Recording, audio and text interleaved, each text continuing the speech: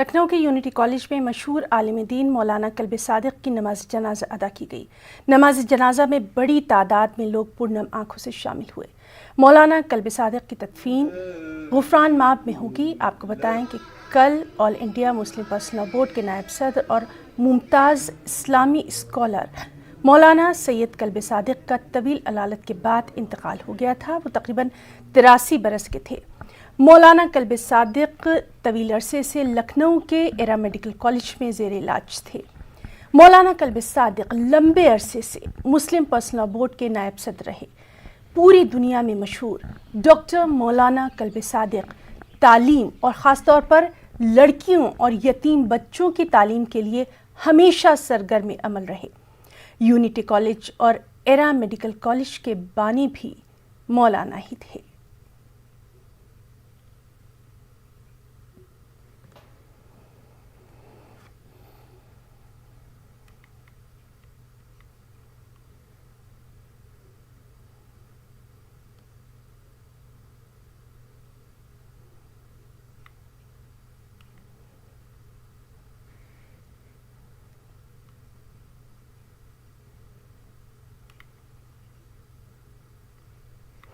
اور عالمی شہرت یافتہ عالم دین مولانا کلب صادق کے انتقال پر انجمن امامیہ بنگلورو نے تعزیت کا اظہار کیا۔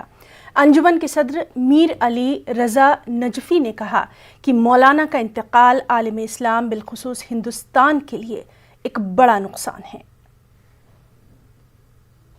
الرحمن الرحیم، مولانا کلب صادق صاحب کا انتقال جو ہوا ہمارے لیے بالخصوص مسلمانان ہندوستان پرٹیکولرلی اہل تشیع کے لیے بہت بڑا لاس ہے، بہت بڑا نقصان ہے۔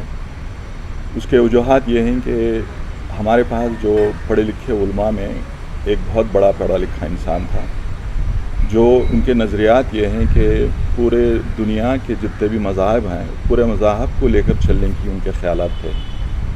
وہ جو بنگلور آئے تھے، بنگلور میں ایک تقریر میں یہ کہا تھا، اگر کوئی مسلمان احرام باندھ کر کعبۃ اللہ کی زیارت کے لیے نکلتا ہے، راستے میں کوئی غیر مسلمان پانی میں ڈوب رہا ہے، یہاں تک کہ کوئی ہندو بھائی بھی ڈوبتا ڈوبتا یہ کہہ رہا ہے کہ اے رام مجھے بچائیے، اے رام مجھے بچائیے، تو وہ مسلمان جو احرام بنا ہوا ہے اور تلبیہ پڑھ رہا ہے، اس کا فرض ہے کہ اس کو بچائیں۔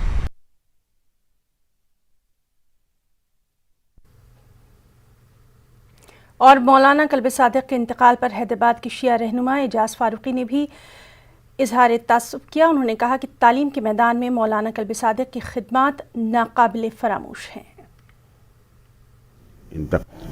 مولانا کلب صادق صاحب کے انتقال نے مجھے رنج و غم میں مبتلا کیا ہے۔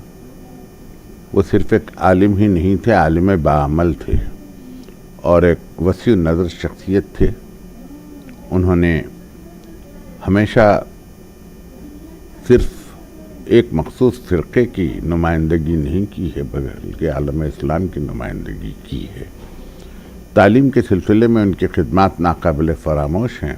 مولانا کلب صادق صاحب کی زندگی ہر اس علم کے لیے لائق تقلید ہے جو یہ چاہتے ہیں کہ مسلمان سرفراز ہوں، ترقی کریں۔